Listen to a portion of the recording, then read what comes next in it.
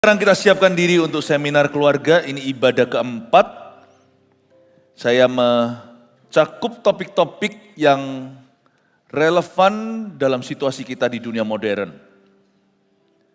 Dan ada 5 kali kebaktian sebenarnya untuk segala usia, tapi memang ada titik-titik berat setiap ibadah. Ingat, sekalipun Anda tidak punya anak, misalnya bukan ini, yang itu salah, itu minggu lalu. Saya tidak mau hidup di masa lalu. Ini yang betul. Sekalipun Anda belum punya anak, kebaktian pertama contohnya membimbing seksualitas anak di era LGBT. Aku belum punya anak kok, aku masih bujangan, tetap relevan. Karena firman Tuhan itu pedangnya bermata dua. Inilah seni pesan gembala. Gembala itu tahu hati dombanya. Jadi kalau gembala sendiri yang berbicara, pasti ada urapan ganda, itu kena kedua. Kalau Anda tidak dengar salah satu, Anda ketinggalan versi Surabaya ya, bahasanya ketinggalan banyak. Tolong dengarkan, cicil pelan-pelan, besok Senin, mana yang ketinggalan, Anda dengarkan sendiri. Saya bicara tentang midlife crisis tadi. Setelah ngomong soal anak-anak, lalu bicara tentang orang-orang di usia 40-60 itu, apakah batu loncatan atau kutukan kalau kita masuk ke fase tertentu, yaitu paruh baya. Lalu kebaktian sebelum ini tadi orang tua liberal, jalan menuju kekacauan keluarga. Gimana kalau orang tua sejak kecil anaknya udah kalah hawa? Maksudnya orang tua yang kalah. Itu justru nanti akan menjerumuskan anak itu dan akan keluar dari kendali suatu hari. Kebaktian setelah ini nanti ibadah 5. Saya lebih ngeflow, saya akan khotbahkan dari silsilah keluarga Musa, kita bisa lihat dan bercermin tentang keluarga kita sendiri. Nanti akan indah. Tapi mari gini bahasa Surabaya keluar lagi. Marilah kita sekarang, mari kita belajar tentang satu topik yang penting sekali tapi sensitif karena saya tidak mau seminar keluarga ini klise, klasik dan main aman. Saya akan ambil resiko membahas topik-topik susah. Termasuk pernikahan, perceraian, dan pernikahan kedua. Kenapa saya sebut pernikahan kedua dalam topik ini? Supaya Anda menghargai pernikahan pertama dan bagi yang bujangan mempersiapkan. Jangan main-main soal marriage. Kenapa topik ini topik yang sulit? Karena di dalam satu congregation, jemaat, jangankan kalau ribuan, puluhan pun ada beraneka ragam. Ada di antara mereka, di antara jemaat yang pernikahannya bahagia. Tapi ada juga di antara jemaat yang sedang struggle, yang bergumul dengan pernikahan yang gak happy.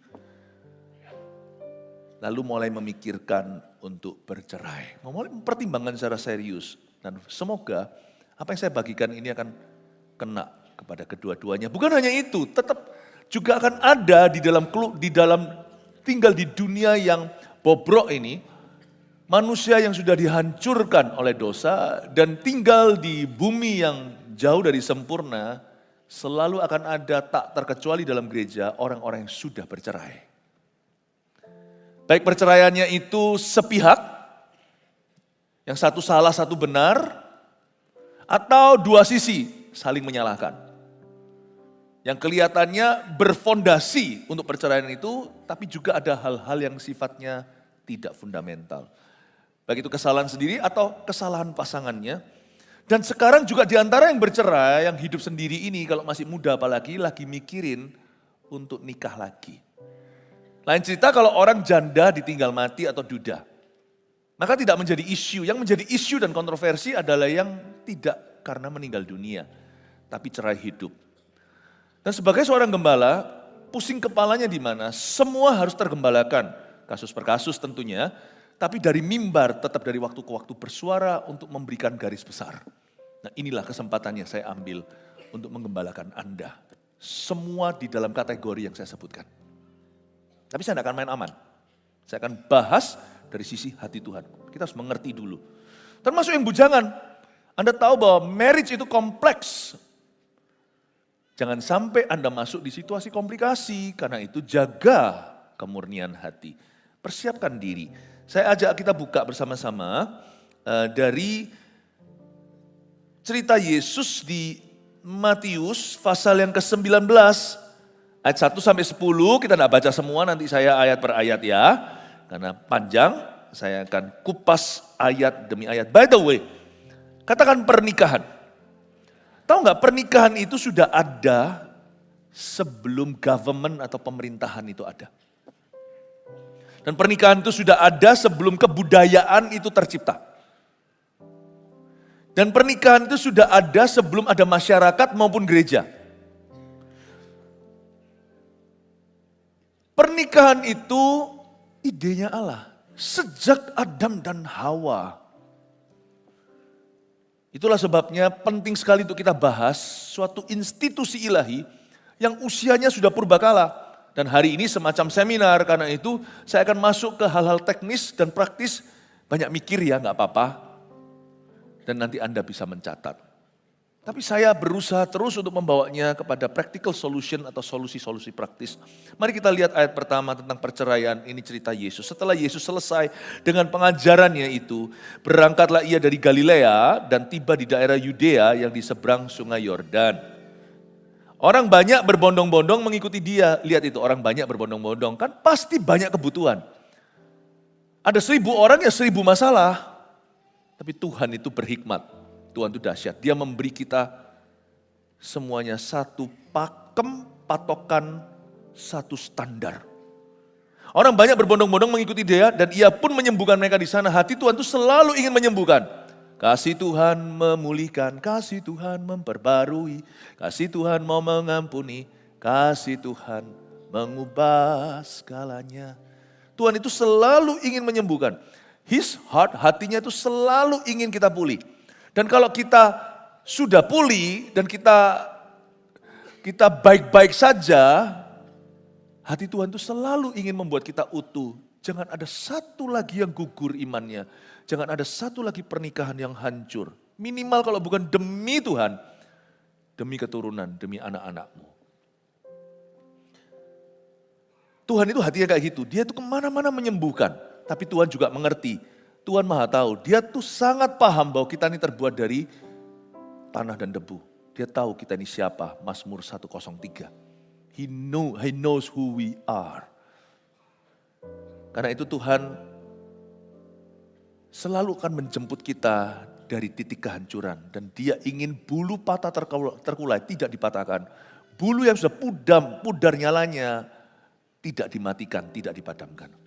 Dia itu ingin menjemput kita dari titik kehancuran dan membawa kita ke titik pemulihan. Itulah sebabnya Tuhan itu adalah shepherd. Dari semua sebutan Tuhan, salah satu yang paling romantis adalah dia adalah gembalaku.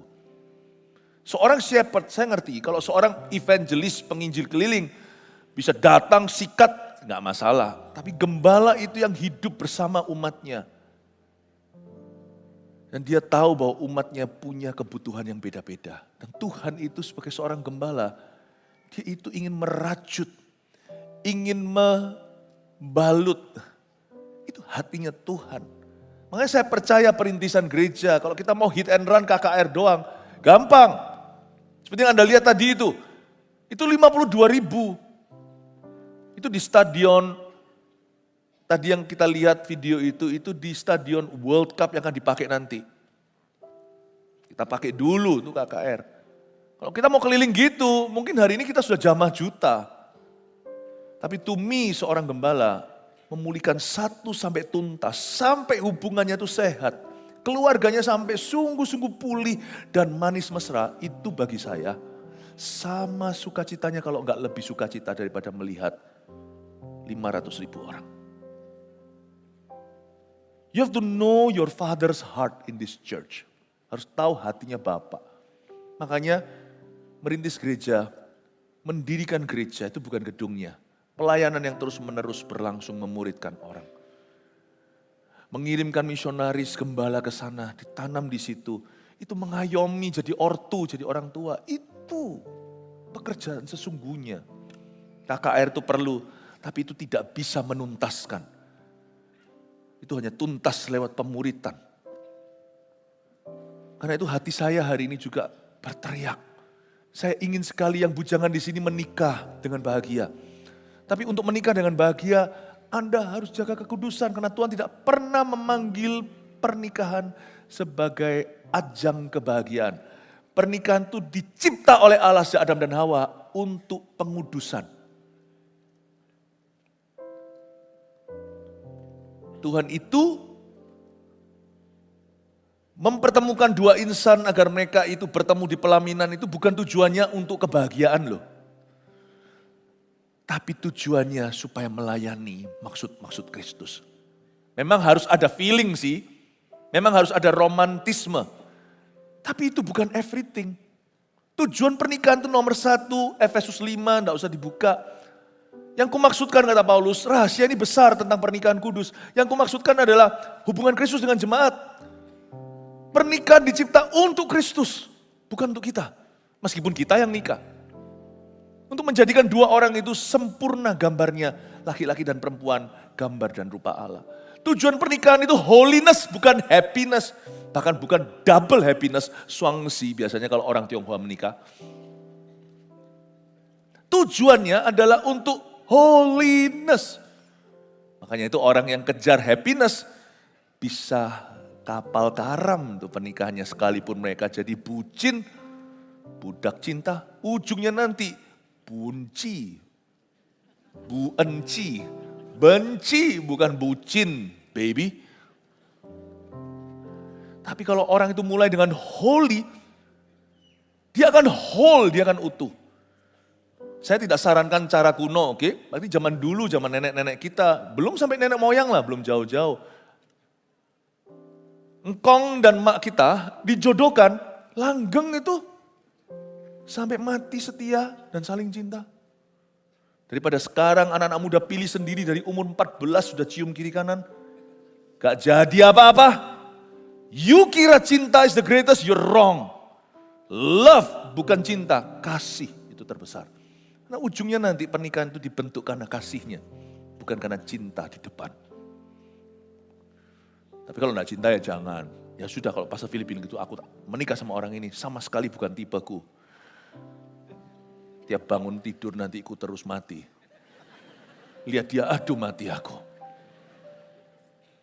Saya dulu pernah ngajar kok, sebagian Anda pernah dengar, sebagian Anda adalah jemaat pemasa saya zaman dulu, tapi sekarang kita semua punya anak dan kita sudah besanan.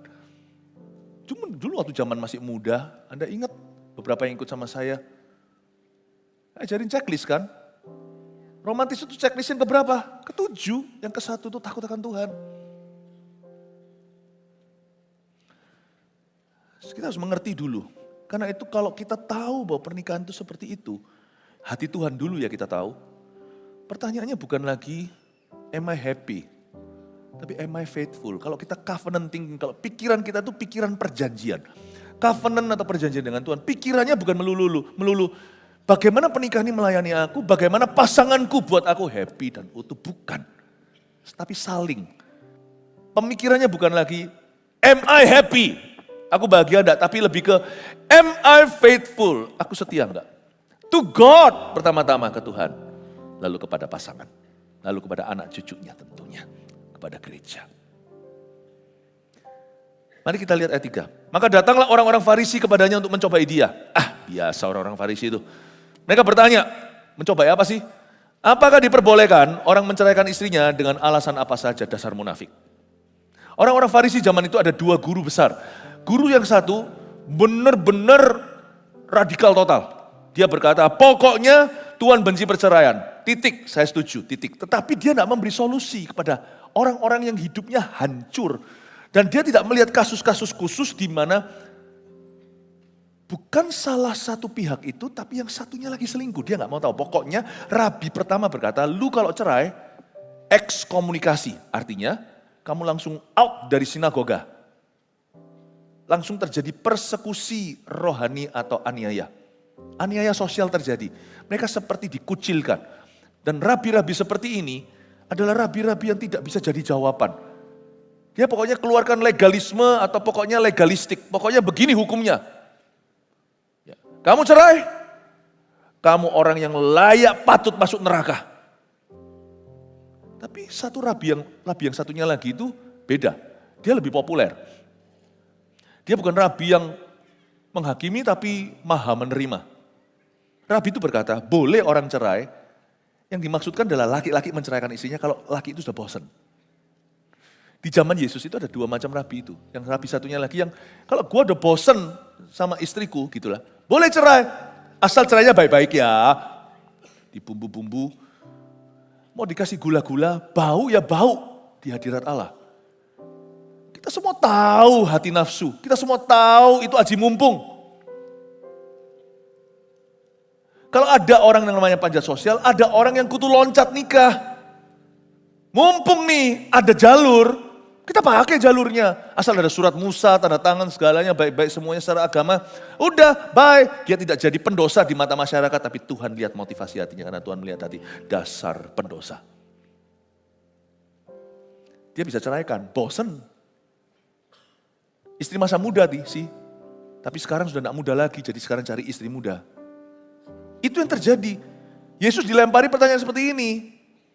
Kira-kira jawab Yesus gimana? Karena ini komplikasi, kompleks banget ini. Ini kalau operasi itu nggak bisa 6 jam. Ini bisa 12 jam operasi kayak gini. Tapi Yesus bisa jawab cuman dalam waktu 12 ayat. Hebat.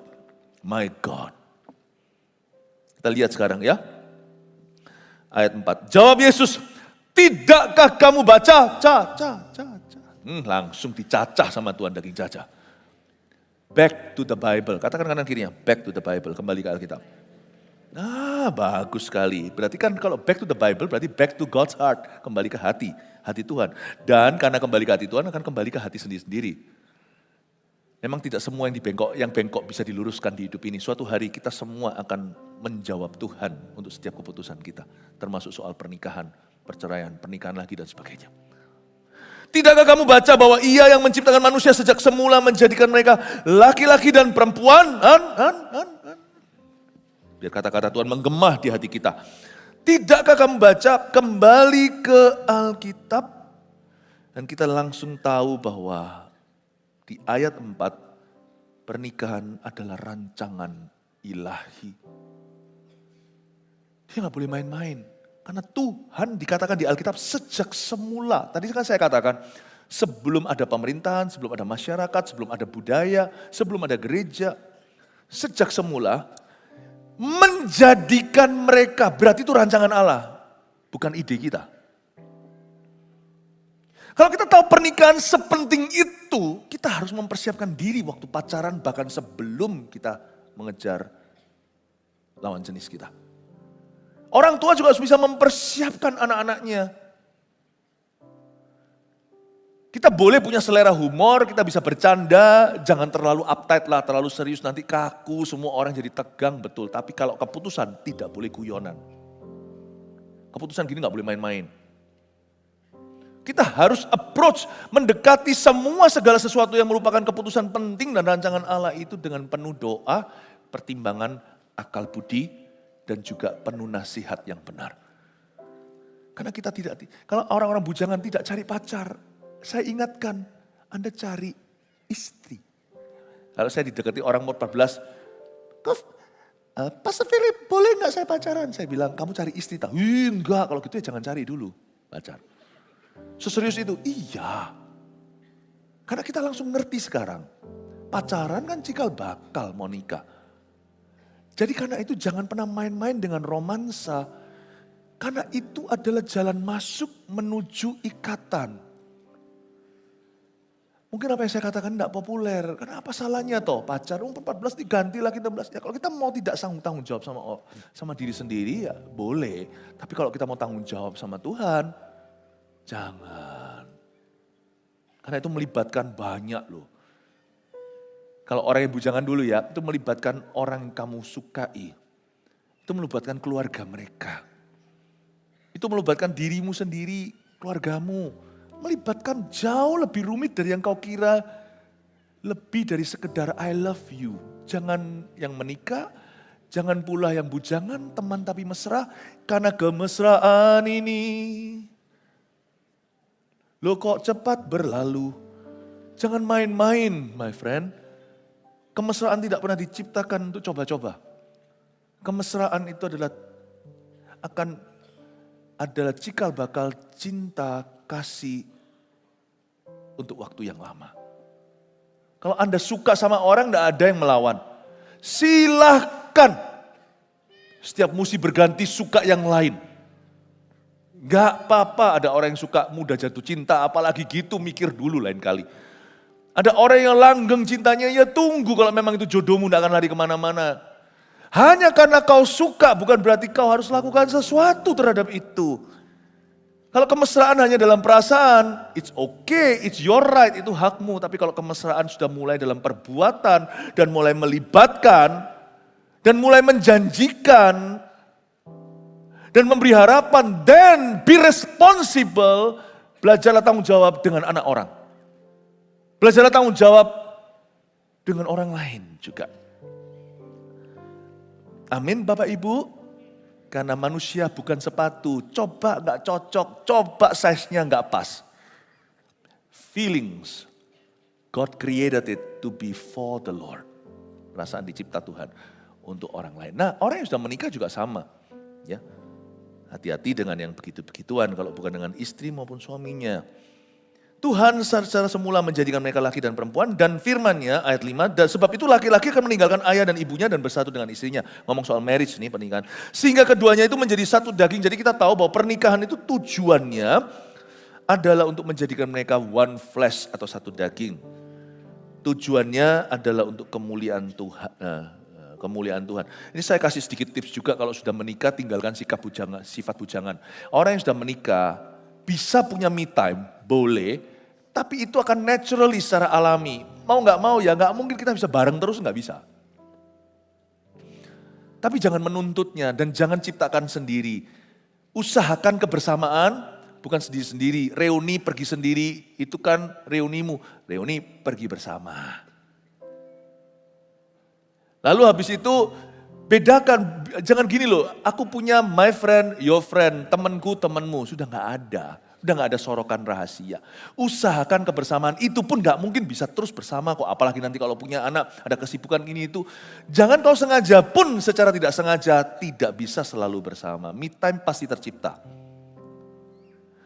Tapi kalau kita menciptakan ruang di mana tidak ada pasangan kita yang sah di dalamnya. Dan ruang itu penuh privasi, hanya aku dan teman-temanku, ini temanku bukan temanmu.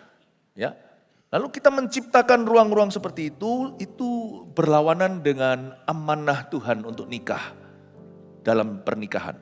Karena Tuhan punya amanat adalah menjadikan mereka satu daging, satu dalam segala sesuatu. Your money, my money, papamu, papaku.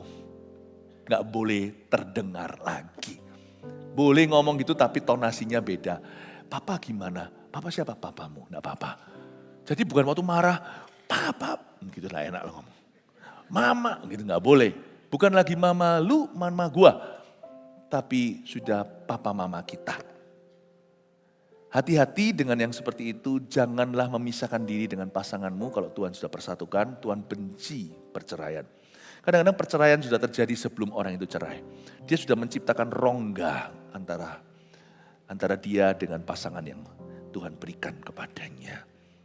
Keduanya menjadi satu daging. Demikian mereka bukan lagi dua, melainkan satu. Karena itu apa yang telah dipersatukan Allah tidak boleh diceraikan manusia. Ternyata Tuhan itu benci perceraian. Saya tidak usah buka di kitab Maleakhi, itu sangat famous sekali atau sangat terkenal. I hate divorce. Aku benci perceraian. Tanamkan, Tuhan Yesus itu luar biasa. Dia mau coba diskakmat lewat pertanyaan orang Farisi ini. Tuhan bilang, tidakkah kau baca, balikin ke Alkitab, sekarang balikin ke hati Bapak. Bukankah Tuhan berkata, tidak boleh diceraikan manusia? Diingatkan, kamu tuh tanya padahal sudah tahu jawabannya. Allah membenci perceraian. Itu gak usah ditanya. Kalau kita punya pasangan, dan kita sudah tinggal lama bersama-sama, kita langsung tahu apa yang dia benci kan.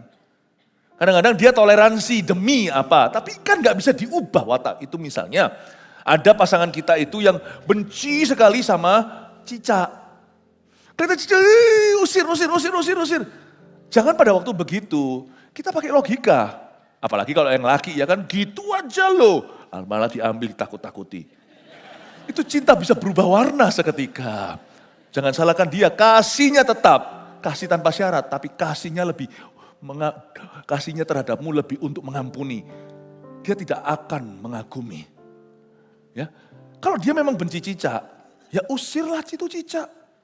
Jangan paksa dia, dia benci itu kok kita mau memaksakan kehendak kita dan mencoba mengubah dia. Kecuali kalau dia malam hari menggigau cicak. Nah itu perlu kelepasan kalau dia menggigau itu terus. Tapi kalau itu sudah jadi personality kepribadiannya, terimalah dia apa adanya. Kan sudah satu paketnya untuk Anda berkata I do atau saya bersedia. Ada juga yang gak suka kacoa. Saya itu pernah sekali ya. Saya setelah di Ungaran itu melayani, mengusir setan, gagah perkasa. Pastor Yu ingat ya, tiba-tiba setelah selesai itu mungkin Tuhan izinkan untuk merendahkan hati setelah kemenangan besar, jalanlah Mickey Mouse. Waktu Mickey Mouse datang, setan saya tidak gentar, Mickey Mouse datang saya langsung wah, naik ke atas sofa. Dan diketawain sama Pastor Yu dan kawan-kawan yang lain. Waktu zaman puluhan tahun yang lalu, wah mereka itu jahat sekali. Kok malah mereka semua ketawa, bukan, tapi karena kita dekat. You know I hate certain past, saya gak suka beberapa hal. Jangan kau ubah, ya terimalah saya apa adanya. Apalagi Tuhan benci perceraian, jangan kau ganti. Itu sudah karakternya. Sudah jangan kau coba ubah Tuhan dengan situasimu.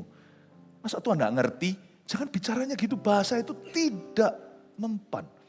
Bahasa itu adalah bahasa yang kurang responsibel, kurang peka, kurang sensitif dengan Tuhan. Kalau Tuhan bilang aku benci perceraian, titik sudah.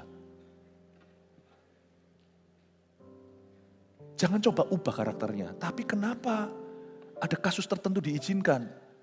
Itu berarti Tuhan bertindak out of character karena memahami situasi itu. Ada hal-hal tertentu yang akhirnya diluluskan bukan karena Tuhan mau, tapi karena memang bisa jadi itu plan kedua bagi sebagian orang. Kalau memang situasinya tidak bisa lagi berubah. Pahami dulu hati Tuhan. Tuhan Yesus kan ditanyai, boleh gak cerai? Tuhan bilang, Bapak gimana? Bapak benci. Oke, itu sendiri langsung eliminasi secara alami semua pertanyaan yang lain. Tapi nanti Yesus berkata, mari kita lihat ayat 7. Kata mereka kepadanya, jika demikian apakah sebabnya Musa memerintahkan untuk memberi surat cerai? Jika orang menceraikan istrinya, kata Yesus kepada mereka, karena ketegaran hatimu Musa mengizinkan kamu menceraikan istrimu. Tapi sejak semula, tidaklah demikian dengan kata lain. Tapi sejak awal itu bukan ide Bapa. Tidak pernah cerai itu inisiasi dari Tuhan. Meskipun Yesus sendiri pernah di lain perikop berkata, tidak boleh diperbolehkan cerai kecuali karena perzinahan. Kalau perzinahan oleh salah satu daripada suami atau istri itu, maka itu adalah keputusan bebas dia, hak bebas manusia. Tidak pernah jadi inisiatif Allah. Allah yang mengusahakan perceraian mereka. Tapi kalau akhirnya salah satu itu bersikeras mau selingkuh dan tidak mau berubah, akhirnya pernikahan itu kandas dan Tuhan izinkan kecuali karena perzinahan. Even so, bahkan saat itu pun bukan ide Tuhan, tapi Tuhan mengizinkan. Karena kekerasan hati yang selingkuh itu. Atau bisa jadi kekerasan hati yang diselingkuhi, yang dikhianati. Tidak kalah loh, kadang-kadang sama hebohnya. Yang salah heboh, yang benar padahal jadi salah, itu juga banyak cerita seperti ini. Akhirnya tidak mau ngampuni, sungguhan, benci setengah mati, turun-temurun, kutuki. Suasana bisa berabe. Dan akhirnya Tuhan izinkan plan B, itu pun bukan karena ide Allah. Sebab ide Allah itu plan A. Plan A rencana Allah semula selalu utuh, selalu sembuh, selalu pulih. Tidak pernah Tuhan itu menginisiasi yang namanya kehancuran. Pahami dulu ya, saya akan masuk dari sisi hati Tuhan dulu. Sebelum nanti kita masuk ke ya dan enggak. Nanti ada poin-poin yang membuat Anda jadi mengerti bagaimana caranya menelusuri. Bagi yang belum nikah, bagi yang sudah menikah, bagi yang pernikahannya geronjalan, bagi yang sudah bercerai. Saya harap semua orang memperoleh solusi dari Tuhan. Kita lihat ayat yang berikutnya, ayat yang ke-9. Tapi aku berkata kepadamu, barang siapa menceraikan istrinya kecuali karena zina, lalu kawin dengan perempuan lain, ia berbuat zina. Murid-murid itu berkata kepadanya, jika demikian soalnya hubungan antara suami dan istri, lebih baik jangan kawin. Ya nggak usah ekstrim, murid-murid kan gitu kan. Ya, mereka semua diberitahu, Petrus diberitahu, ditanyain, aku mau cuci kakimu. Dia nggak mau, Tuhan tegur dia, kalau kamu mau kamu nggak bisa dapat bagian dalam pelayanan. Karena aku perlu cuci kaki kalian itu kotor, nggak perlu cuci badan, kalian sudah bersih oleh firman. Oh iya, oke kalau gitu sekalian cuci kepalaku. Murid-murid itu selalu jatuh di salah satu ekstrim. Kenapa sih nggak bisa ke tengah? Tidakkah kau baca, kembali ke Alkitab dan belajar kenal karakter Bapak dulu, hatinya sebelum Anda memutuskan namanya pernikahan, perceraian, pernikahan kedua. Anda bisa lihat hati itu enggak, dari hati itu nanti akan banyak hal enggak jadi keputusanmu itu. Karena tiba-tiba Anda mengerti hatinya Bapak. Atau bisa jadi terpaksa harus terjadi tetapi Anda hati-hati dalam memasuki sesuatu yang belum Anda mengerti.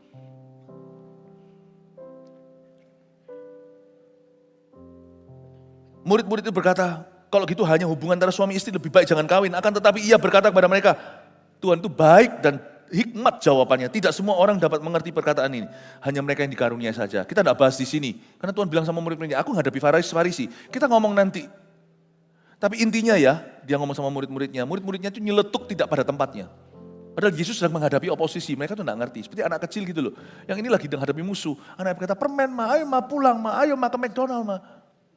Ini anak-anak kayak gitu. Hanya mereka yang dikaruniai saja. Nanti kamu akan ngerti. Suatu hari kamu pun jadi rasul. Nanti suatu saat kamu akan mengerti gimana membedakan kasus per kasus. Tapi sekarang kamu nangkep dulu kata-kataku. Kamu kenal dulu hati Bapak. Jangan asal bunyi dulu. Mulut jangan asal bunyi. Jangan asal komentar. Kamu pahami dulu hati Tuhan. Ada orang yang tidak dapat kawin karena ia memang lahir demikian. Dari rahim ibunya. Dan ada orang yang dijadikan demikian oleh orang lain. Dan ada orang yang membuat dirinya demikian karena kemauannya sendiri oleh karena kerajaan sorga. Siapa dapat mengerti? Hendaklah ia mengerti. Tuhan itu bijaksana, dia tidak kasih konklusi. Tapi dia kasih hati, dia tahu, diberitahukan pada dasarnya. I never will plan for anyone's divorce. Tuhan berkata, tidak ada di plan aku. Coba bolak-balik itu buku, setebal apapun, kau tidak akan dapat dikata, aku berkenan akan perceraian. Tidak ada. Orang menikah, sudah by accident dulu atau kecelakaan, hamil di luar nikah. Tidak pernah di dalam kamus Tuhan, hamil dulu sebelum nikah. Aku berkati, tetapi kalau orang itu akhirnya begitu, gimana? Kita punya pilihan. Aborsi aja tuh anak. Atau biarkan habis itu mereka hidup di dalam perzinahan. Atau setelah itu, biarkan mereka habis itu hidup loose, lepas. Udah gak jadian, udah diputus, papa mamanya marah. Apalagi yang wanita, udah. Lalu habis itu yang ini, single parenting sendiri, yang itu padahal mereka berdua mau dipulihkan. What to do? Main aman aja, usir aja mereka jauh-jauh dari kita supaya kita gak kontroversi. Atau kita ngerti hatinya Tuhan dulu, hati Tuhan itu ingin pulih, bulu patah terkulai, gak akan tambah dipatahkan. Sudah tanggung patahkan. Kayak kita ada luka ya, luka kering lalu habis itu kita gak sadar ngomong sama orang, kita koek-koek begini. Lalu dia sudah mau buka, kalau kita jadi orang sifatnya gini, tanggung, langsung disobek. Kalau Tuhan enggak loh, sama Tuhan itu serobek apapun sudah tinggal jatuh, sama Tuhan pasti akan ditempel, dijahit satu-satu. Tuhan kita itu telaten, Tuhan kita itu gembala, tidak ada orang setelaten Tuhan. Pikirannya itu selalu bulu patah terkulai, harus kusambung kembali. Makanya itu penggembalaan itu paling susah. Sekarang menjelaskan kenapa Pastor Yu rambutnya ubanan. Tapi kok masih tebel ya? Shampoo-nya apa? Shampoo-nya Firman. Coba bayangkan Bapak Ibu. Ini bagi siapa yang mengerti dia akan mengerti. Kamu nanti akan lihat. Oke, saya kasih beberapa poin-poin di sini simpel aja. Yang pertama dulu ya. Pernikahan adalah rancangan Allah dan bukan ide manusia. Pahami dulu, kita harus mengerti bagian ini dulu. Itu sudah jelas ya, jadi saya tidak perlu jelaskan lagi. Poin kedua. Tidak apa-apa munculkan dulu nanti kita terakhir semuanya waktu muncul, Anda bisa foto bersama. 2, Tuhan membenci perceraian. Oke, kita tidak perlu berdebat soal ini. Tuhan benci perceraian. Kalau gitu gimana dong? Tuhan benci aku dong, aku sudah cerai. Mungkin sebagian di antara Anda, saya enggak perlu aja tanya siapa, angkat tangan, pasti ada. Pasti ada. Gereja 100 orang aja ada. Gereja 50 orang aja ada, gereja 20 orang aja ada. Gereja 10 orang aja ada, apalagi di negara yang perceraian prosentasinya tinggi banget. Dan jangan kaget loh ya, Indonesia itu tinggi sekali tingkat perceraiannya. Kita dulu kan kira, oh enggak, Indonesia aman. No, tinggi. Saya enggak tahu tingginya persisnya berapa, per berapa orang itu satu orang cerai saya enggak tahu. Tapi tinggi. Kita taruh dulu di garis besar haluan dulu. Tuhan membenci perceraian. Dan saya tambahkan, ini memberikan satu ruang untuk diskusi dengan Tuhan. Dan menganggapnya sangat serius. Oke, cerai itu sesuatu yang serius. God takes every divorce seriously. As he takes every marriage seriously. Tuhan itu menganggap setiap pernikahan itu serius dan Tuhan menganggap setiap perceraian itu serius. Ada beberapa fondasi untuk yang namanya biblical divorce. Aneh ya, ironis ya, atau pernikahan yang alkitabiah. Saya ajak kita buka saja. Yang pasti gini ya, Tuhan tidak membenci orang-orang yang bercerai. Tapi Tuhan tidak suka dengan kondisi itu. Tapi bukan berarti Tuhan tutup pintu.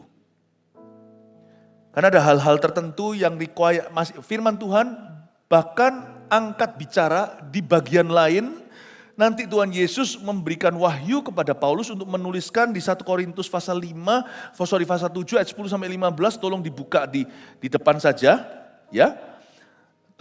Bagaimana Tuhan menganggap perceraian itu sangat serius, saya tunjukkan yang namanya biblical divorce atau perceraian yang alkitabiah seperti apa, tapi jangan di sini yang memang gronjalan pernikahannya berkata, yes aku hari ini dapat peneguhan, awas.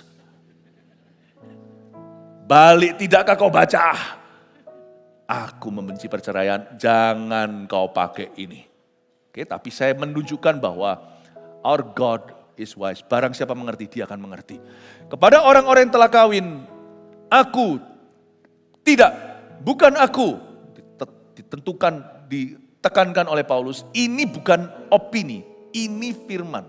Dalam tulisanku bagian ini wahyu langsung dari Kristus. Bukan aku, tapi Tuhan perintahkan supaya seorang istri tidak boleh menceraikan suaminya. Oke, lanjut. Dan jikalau ia bercerai, ia harus tetap hidup tanpa suami. Bisa enggak kalau masih muda? Atau berdamai dengan suaminya. Dan seorang suami tidak boleh menceraikan istrinya. Sudah ditutup dua sisi sama Tuhan. Istri enggak boleh ceraikan suami, suami enggak boleh ceraikan istri. Kalau Tuhan pakai bahasa Singapura, dia akan berkata, you can always talk lah. You can always talk to me. Tuhan itu tidak pernah kehabisan akal sebenarnya kalau kita tidak keras hati. Akan ada selalu solusi. Tidak pernah saya itu ngomong sama Tuhan sepanjang hidup saya. Baik saya dengarkan langsung atau tidak masalah. Never, gak pernah sekalipun saya sendiri alami secara, saya kasih kesaksian pribadi. Tidak pernah dalam suasana yang paling jutek, apapun juga yang paling jedok rasanya sudah jalan buntu. Kalau saya datang ke Tuhan itu selalu dia buka jalan. Tuhan itu adalah tipe orang, misalnya tipe pribadi, kalau Anda datang sudah rasanya give up itu sama Tuhan itu tiba-tiba punya pengharapan.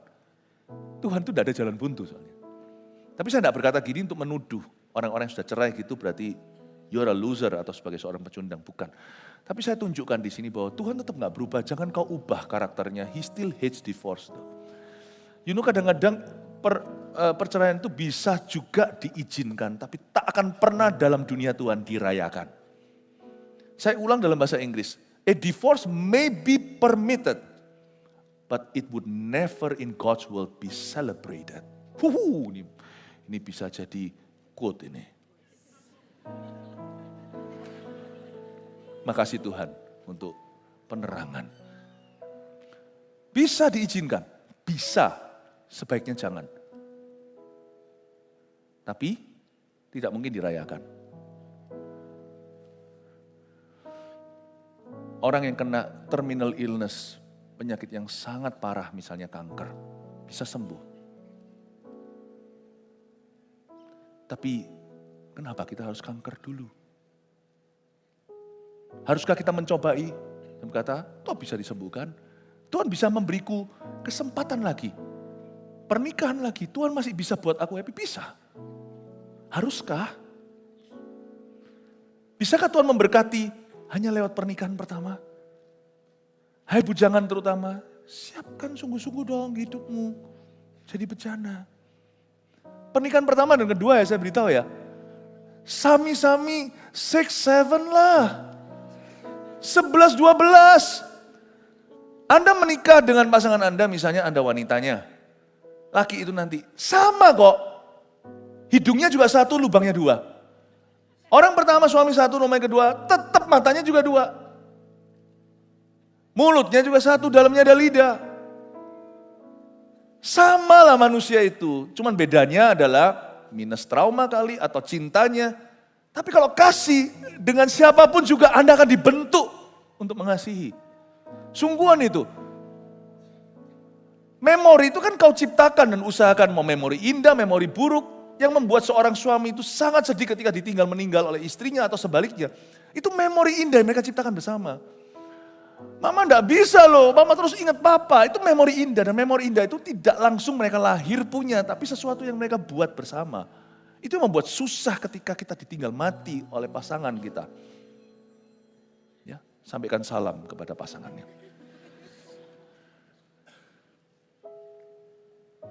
Jadi sebenarnya ya, mau menikah pertama, kedua, ketemunya juga orang. Selama ada orang, sama. Cuman hanya yang pada pertama, orang itu sudah keras hati. Gak mau gua udah gak mau sama lu. Saya udah gak mau sama dia, pokoknya aku tutup pintu. Ya sudah. Jangan sampai nanti di pernikahan kedua, dibentuk di hal yang sama, kita gagal lagi. Karena sampai kapanpun, 6-7, 11-12 lah. Sama saja. Saya gak ngomong bahwa semua orang sama. Enggak. Cuman semua orang itu tetap orang berdosa. Jadi why look forward to the next one? Finish this one lah. Selesaikan ini, sempurnakan. Kecuali kalau player. Kalau player ya dia pasti maunya lagi. Selalu stok baru lebih baik daripada stok lama. Karena itu sudah namanya penyakit jiwa. Sorry ya kalau saya ngomong apa adanya. Itu berarti sudah penyakit jiwa. Memang sudah niatnya dosa. Tapi kalau enggak, saya ngomong gini, membuat tertuduh enggak kalau orang yang sudah bercerai? Bukan, saya harus tutup pintu itu. Tapi saya akan memberimu solusi. Makanya Alkitab berkata, Tuhan membenci perceraian dan menganggapnya sangat serius. It is human decision at the end. Bukan his decision. Tapi dia bisa mengizinkan. Nah, kita lanjutkan, ayatnya belum selesai tadi. Munculin lagi. Sampai mana tadi ayatnya? Kepada orang-orang lain, aku bukan Tuhan, katakan. Ini bukan Tuhan ya, ini opini Paulus, tapi pun jadi firman. Kalau ada seorang saudara beristrikan seorang yang tidak beriman. Ada seorang laki-laki punya istri bukan orang Kristen. Dan perempuan itu yang gak Kristen mau hidup sama dia. Jangan loh ya kamu ceraikan. Kamu harus menangkan jiwanya. Kalau yang sana Kristen, satunya istrinya bukan. Tapi perempuan itu masih mau. Terus dalam pernikahan ini, janganlah berkata, oh lalu tiba-tiba istriku bukan orang Kristen, aku ceraikan. Ayo, senang sama siapa? Atau yang sebaliknya, lihat ayat 13. Dan kalau ada seorang istri bersuamikan seorang yang tidak beriman dan laki-laki itu mau hidup bersama dengan dia, janganlah ia menceraikan laki-laki itu. Alasan mungkin suaminya itu nggak kenal Tuhan, lalu dia mau, nggak mungkin lah. Seorang wanita kalau sudah berani bercerai kayak gitu, sudah pasti bahasa Surabayanya ada yang tampan nih. Sudah ada yang mau menerima dia. Nggak gitu dia nggak mungkin berani. Laki juga sama lah. Pasti sudah ada janji, ada sesuatu. Tuhan tuh lihat kok hatinya, bengkok hatimu. Kayaknya seolah-olah cengli atau masuk akal sekali. Tapi Tuhan tahu ayat 14 munculkan. Karena suami yang tidak beriman itu dikuduskan oleh istrinya. Ya sudah itu menjadi bebanmu. Kalau dulu sebelum nikah, sudah tahu kejadian dengan pasangan tidak sepadan, ya sudah itu resiko tanggung penumpang, ya doalah. Dan kejar anak-anakmu supaya anak-anakmu ke gereja. Tapi kalau semuanya kejadiannya salah satu terima Tuhan setelah menikah, ya Anda juga harus tetap setia. Dan istri yang tidak beriman itu dikuduskan oleh suaminya. Andai kata tidak demikian, niscaya anak-anakmu adalah anak cemar. Tapi sekarang mereka adalah anak-anak kudus. Ayat terakhir ayat 15 munculkan. Tapi kalau orang yang tidak beriman itu mau bercerai. Ini mau bercerai, kata mau itu bukan cerai yuk, bukan. Tetapi dia itu kumat-kumatan dan benar-benar Orang itu abandon you, dia yang meninggalkanmu. Baik itu lewat selingkuh atau tidak, pokoknya orang yang tidak beriman itu tidak memberimu pilihan lagi. Dan dia memberimu misalnya ultimatum, kamu nyembah berhala atau aku ceraikan kamu. Jangan langsung berkata, yes, aji mumpung di hati Tuhan melihat, yes akhirnya doaku terjawab, bukan jawaban doa. Anda berkata, janganlah Pak. Aku tetap jadi orang Kristen, aku tidak mungkin nyembah berhalamu. Tapi jangan ceraikan aku demi anak-anak, jangan demi Tuhan. Lalu dipukuli misalnya, Ya kalau pukuli sudah urusan polisi. Kekerasan rumah tangga lalu gimana, akhirnya pada satu titik saya tidak mau kembangkan ilustrasi ini, satu titik Anda tidak punya pilihan. Dia yang menceraikanmu, meninggalkanmu. Dalam hal demikian saudara atau saudari tidak terikat. Tapi Allah memanggil kamu untuk hidup dalam damai sejahtera. Ada kata tapi itu luar biasa. Tapi Allah memanggil kamu untuk hidup dalam damai sejahtera itu disclaimer-nya awal. Tapi, jujur loh ya, jangan manipulasi. Paulus berkata, jangan pakai ayat ini, dikasih tapi Allah memanggil kamu untuk hidup dalam damai sejahtera. Itu kalau nulis cek, ada tulisannya sekian ribu juta dan sebagainya, sekian sen. Only, itu kasih only, dicoret di situ, tidak bisa ditambahin nolnya. Dikasih only itu, tapi only. Remember, Tuhan tetap benci perceraian. Allah memanggil kamu untuk hidup dalam damai sejahtera itu dalam konteks pernikahan. Allah memanggilmu untuk utuh. Sekalipun konteksnya itu tidak utuh banget. Satu percaya, satu non-Kristen. Tetap Allah tidak mengendaki karena Tuhan tahu nggak kenapa? Tuhan sayang anak-anak Anda. Suaminya tidak karuan segalanya, ada orang yang tetap memilih untuk bertahankan supaya anaknya tidak memperoleh satu noda sejarah anak-anak cerai papa mama. Tuhan tuh bilang gini loh, hidup sekarang itu terlalu pendek kok dibandingkan dengan kekekalan. Ada value yang lebih tinggi daripada pernikahan sementara di dunia. Ini kata-kata Tuhan luar biasa. Karena itu Bapak Ibu, ada beberapa alasan cerai tersebut. Saya tidak sebut satu-satu, nanti kasus per kasus. Jangan dipakai jasa ini atau jalur ini. Sungguhan jangan kau pakai. Tapi kalau terpaksa, kita selalu punya bahan pertimbangan yang sangat-sangat tipis namun sangat berhikmat dari Tuhan. Karena itu sebelum mempertimbangkan perceraian, jangan ya, saya ulang, ini khotbah bukan menghalalkan cerai, ini khotbah menentangnya mati-matian.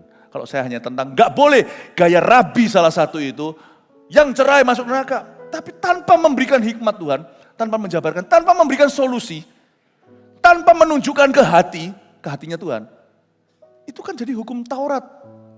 Tapi tidak pernah menjawab pergumulan batin seseorang dan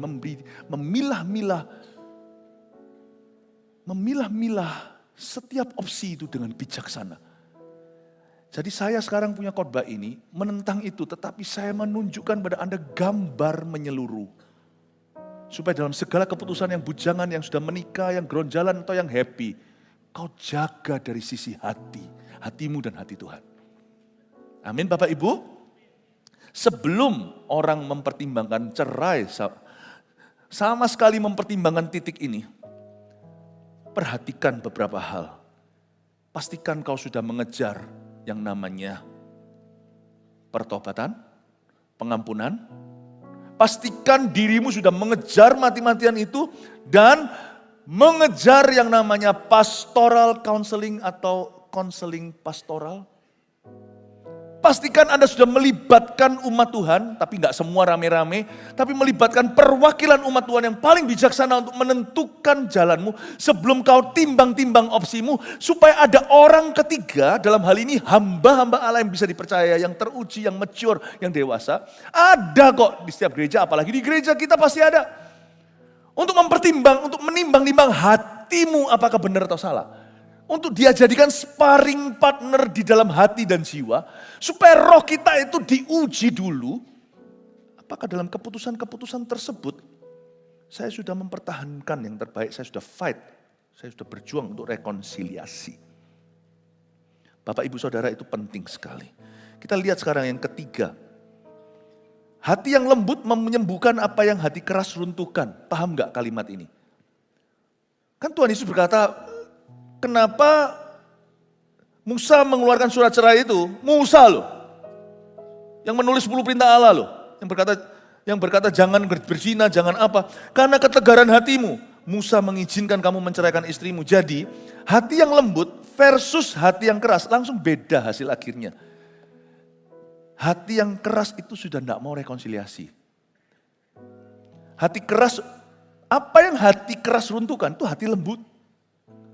Bisa sembuhkan. Sebenarnya banyak hal bisa selesai kalau ada salah satu sungguh-sungguh mau ngalah. Tapi memang ada kasus khusus sebenarnya yang satu ngalah pun, yang satu lagi tetap mabuk-mabukan, selingkuh, narkoba, membahayakan bayi di kandungan dan memang sudah tidak bisa diajak bicara. Kadang-kadang memang karena ulah orang lain, kata Korintus tadi, ada orang yang tidak bisa menikah juga karena ulah seseorang. Kadang-kadang juga ada kasus tapi Tuhan Yesus melihatnya sungguhan itu kasusnya. Bahwa ada orang yang sudah mengusahakan keras, mati-matian, dia siap mati bahkan untuk pernikahannya memang tidak bisa kecuali dia sungguh-sungguh akhirnya mati di tangan pasangannya. Dan yang kayak begini adalah kasus-kasus khusus. Hati yang lembut menyembuhkan apa yang hati keras runtuhkan. Yang penting dari hati kita itu harus lembut. Hati yang keras itu gimana sih kira-kira? Ya orang yang bersalah, tapi hati keras itu juga orang yang disalahi. Memang gak mau minta maaf. Atau dalam pernikahan sudah dingin pada titik di mana mereka berdua atau salah satu yang mulai menarik diri. Sudah tidak menunjukkan affection atau tidak lagi mau menyalurkan cinta kasih dan sudah menarik diri secara emosi. Nah ini kalau terjadi terus menerus lama-lama pernikahan itu kaku. Dan dia mulai mati. Cerai bukan solusi. Karena sebenarnya hatimu sudah keras dulu di dalam hati. Selalu tanya, bukan soal pernikahan, selalu tanya pada dirimu sendiri. Hari ini kenapa hatiku keras? Di area mana di hati saya itu yang sudah menjadi dingin? Sebab hati yang keras pada ujungnya akan membunuh segala sesuatu yang kau punya, termasuk pernikahanmu. Makanya Tuhan berkata, karena ketegaran hatimu. Kita lihat kita yang keempat. Pernikahan kedua, ini susah. Membutuhkan hikmat yang khusus. Saya tidak berkata boleh atau jangan. Kecuali kalau sudah jelas keluar dari kriteria yang Tuhan beri, yang tadi itu. Tetapi kalau memang ada kasus khusus pun ini pendekatan yang bertanggung jawab. Pernikahan kedua membutuhkan hikmat khusus, itu nggak bisa dielakkan, nggak bisa kita sangkali. Dan tidak boleh gegabah. Karena itu harus case by case, kasus by kasus. Seperti yang saya katakan, biblical divorce atau perceraian yang sifatnya yang sesuai dengan Alkitab, aneh ya kata-kata itu ya, perceraian nggak bisa sesuai dengan Alkitab, tidak pernah sesuai dengan hati Tuhan. Tapi Alkitab ada berbunyi, kecuali karena zina dan sebagainya. Ada juga orang yang menikah, tapi ternyata baru ketahuan tidak pernah dijamah selama tahunan. Karena memang yang satu homoseksual. Ada banyak hal kasus-kasus modern yang belum ada mungkin, belum mencuat di zaman-zaman orang-orang Farisi itu. Tetapi bagaimanapun juga, jikalau pernikahan kedua itu susah ngomongnya, menjadi opsi, pastikan kau memasuki itu dengan hati-hati. You must enter carefully. Karena remarriage, pernikahan lagi itu ada bagasi-bagasi ekstra. Overweight itu bayar mahal. Soalnya kalau Anda ke airport diizinkan 20 kilo, Anda banyak 25, setiap kilo itu bayar saudara. Apakah ekstra bagasi pernikahan? Apa aja contohnya? Kedua keluarga yang harus dipersatukan. Itu lebih sulit daripada cocokan ginjal saat dicangkok. Tingkat failure-nya, gagalnya tinggi. Dengan usaha yang sama di pernikahan kedua, kau bisa pakai usaha yang sama di pernikahan satu. Mungkin bisa berhasil loh memulihkan. Tapi di pernikahan pertama, Anda sudah malas, aku sudah gak selera sama orang itu. Ya sudah, itu pilihan. Apalagi? Luka lama yang tidak akan pernah tertutup terus terenganga. Apalagi perbandingan-perbandingan yang tidak bisa kau hindari. Pasti ada perbandingan. Dan itu komplikasi. Suami dan istri baru ini, lalu mereka saling menikah atau belum atau gimana, anak dengan anak, pasti ada perbandingan dan pasti ada ketimpangan. Anak sendiri, anak bawaan. Belum lagi masih ada hal-hal yang gak kelihatan seperti spiritual curse. Kutuk turun-temurun yang harus kau fight dan lawan. Karena itu sebelum Anda mau menikah lagi jikalau ada, tanya beberapa pertanyaan ini. Satu, am I healed? Apakah aku, ini bukan poin-poin lagi ya, tapi Anda bisa catat kalau mau. Am I healed from apakah saya sudah sembuh? Atau Anda masih sakit? Dan pertanyaan lain lagi adalah, apakah sekarang hubungan baru ini untuk memasuki pernikahan lagi ini, apakah hubungan ini sekarang ku jalin dalam takut akan Tuhan? Apakah sehat? Apakah memuliakan Allah? Is my relationship now yang baru ini setelah kapal kandas nikah pertama ini, apakah ini honoring God enggak? Atau sudah summon leven? Atau sudah tinggal bersama? Enggak apa-apa, namanya orang sudah nikah, percayalah. Orang sudah nikah, enggak bisa cuma pacaran. Makanya enggak bisa kalau tidak dituntun oleh Tuhan dan hamba-hambanya, enggak bisa. Pasti melenceng, sikat. Jangan pakai abal-abalan, kita pakai siapa yang bisa diundang untuk ini, langsung aja. Kalau gitu, apa bedanya dengan drive-thru di Las Vegas?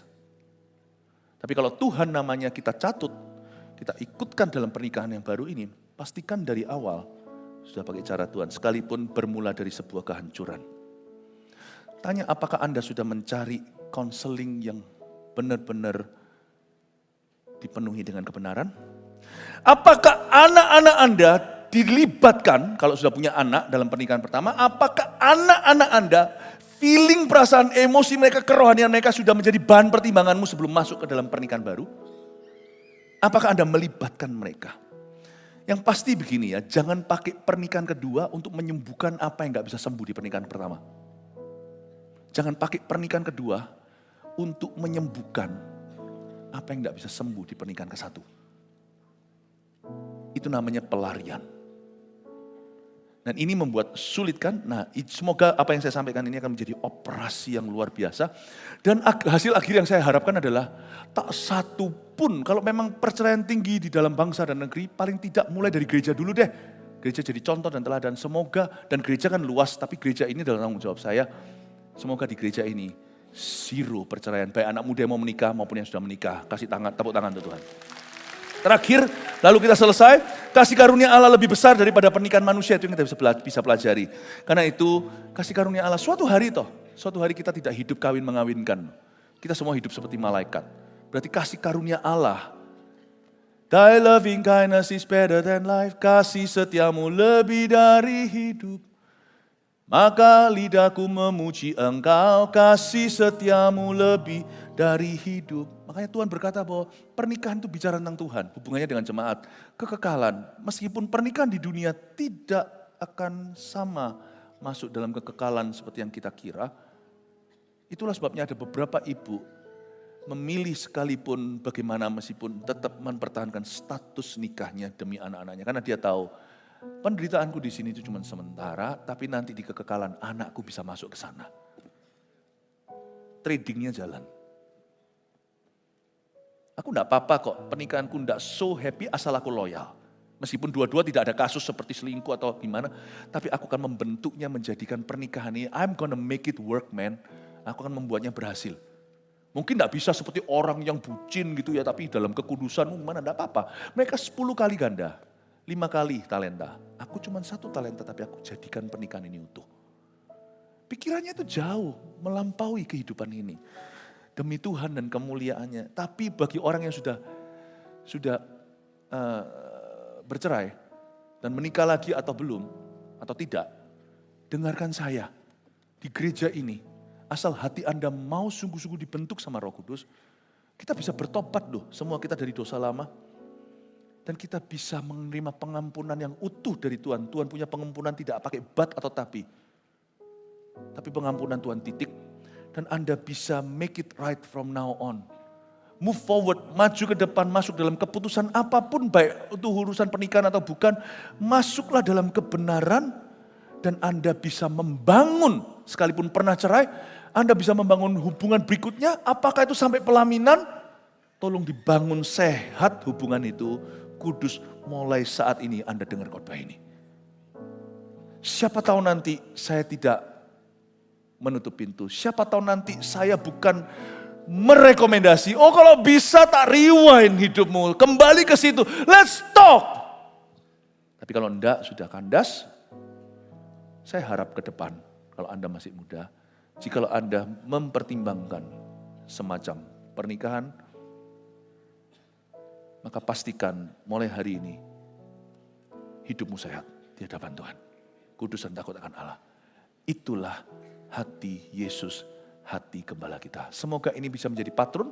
Khotbah ini sampai kita mati pun, khotbah ini akan sudah didokumentasi, akan menjadi terus kompas gereja ini soal pernikahan, perceraian.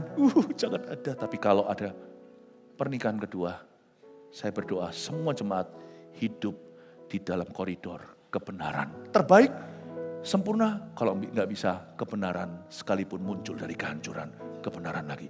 I love you, God bless you, God bless your family. Mari kita semua bangkit berdiri.